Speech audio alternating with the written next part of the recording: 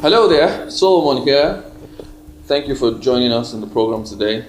It's the Money Cafe. I talk about money, investing, business, and everything else that helps you do well with your finances. And today I'll be looking at why we don't invest. Several people hear a lot about investing and they don't do anything about it. And true, there are reasons why people do that. So I would spend time today trying to educate us on the reasons why we don't invest. I'll probably clarify at first, what is investing? Who is the investor? And then, why don't people invest? So, investing is the act, A-C-T, and art, A-R-T, of creating and multiplying income. So that there is the act, there is the action, there is the doing of investing. Then there is the art, there is the style of investing, so that no two investor invests particularly in the same way. I'll give you an example.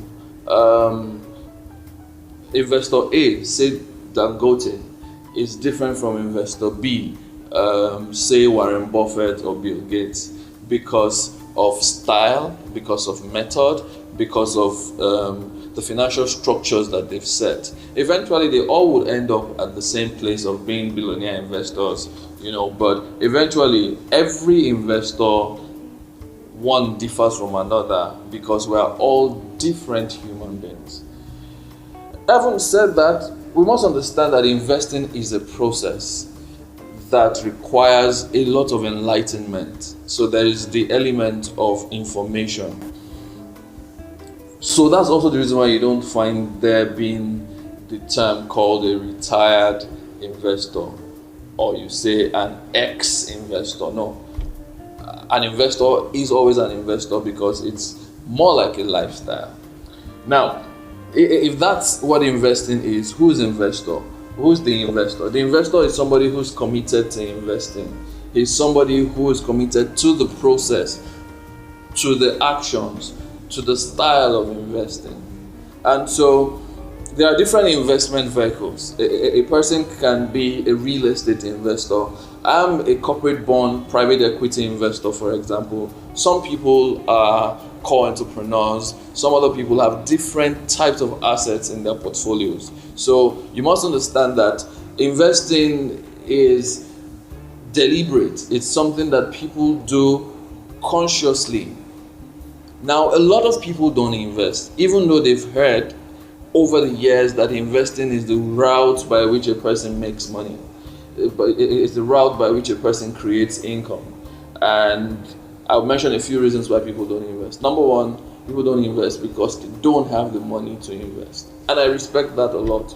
You see, if you don't earn enough, then you may not be thinking about investing money or your earnings in external assets, in other wealth generating vehicles. At some point, especially at this point where your earnings are very low, you want to spend time to invest in you as the asset. So you want to improve your skills, you want to get knowledge, you want to practice, you want to get a skill that you can use to solve a problem in the market. So without earnings, without the large earnings, if you learn if you earn a little amount, what you want to invest in is not external, is inside of you. But generally, people don't invest because they believe that they don't have the monies to invest, and that I respect a lot. There are people, however, who don't invest for this second reason. Number two, mistrust of the financial market. So several things have happened to several people. They've heard a lot of things from different sources, and as such, they've grown a deep mistrust for anything that has to do with investing and the financial market. Well, that also I do not blame them for. A person has the right to choose. Whether you trust or you don't trust is not the issue with investing. What the issue is are you knowledgeable enough? Do you have the requisite skills to be able to multiply your income? And that requires a lot of working on yourself as an investor. So that you don't trust the financial market does not mean that people are not making money from the same market. That you don't trust a certain wealth vehicle does not mean that people are not making money from that wealth vehicle. Your lack of mistrust is because you've not learned enough to know what is a right investment vehicle for you against what isn't. You've also not learned enough to know who to trust, how to identify a scam. In fact, I have a material coming out. It's called The Anatomy of a Scam. How do you know when somebody wants to scam you out of your money? These are things that you need to internalize before you do well with money, especially at the investing end. So I understand when you say that you don't trust the market, you don't trust anybody who's in the financial space. Yeah, that's normal. But you see, truth is, people are making money, whether you trust the financial markets or otherwise. So I was with a client yesterday and we're talking about our company's financial product. I think it was the Brass and Books Growth Fund, and he described other kinds of investments that looked like it. And I was glad to find out that, well, what we're doing with our brand, what we're doing with our own products is not unilaterally different. It's not like out of the blues. So that somebody somewhere is also doing what we're doing. It gave me a lot of credence to our work.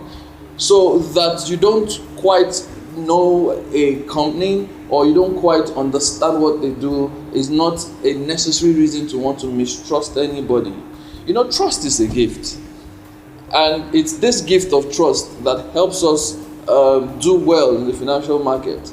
We give people our trust. You take your money to the bank because you trust the structures of the bank. Now, because trust is the gift, you don't throw your gift just around to anybody. There are things that you look out for. You look out for character. You look out for competence. You look out for longevity. How long has this person been doing what he's doing? In fact, this person who I'm giving my money, does he understand how it works? There are things that you look out for when you're going to be invested. So the second reason why people don't invest is the fact that they don't trust the people that they give. They don't trust the financial markets in general. Then, like I explained, there's a lack of knowledge. Most people don't even know why they should invest. Most people have never really learned the power of investing. They are used to earning money and spending it and earning money and spending it. And so that circle of poverty, the circle where you just get money and spend it, that's the circle of poverty. Without creating bridges to increase the capacity of that money to make you money, to make you more money, for example, is a sick way to think. You can't spend everything that you earn. That's a recipe for poverty. Every dime that comes to you is totally spent out.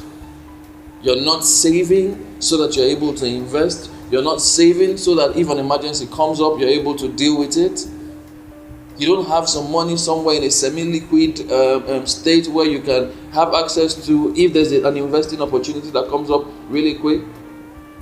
You know, somebody showed me something recently, and he said, "Oh, it's just for a little window. The window is very short, but you're going to make 100% in 14 days." I know the person, I know his credibility, I know that we've done business for several years.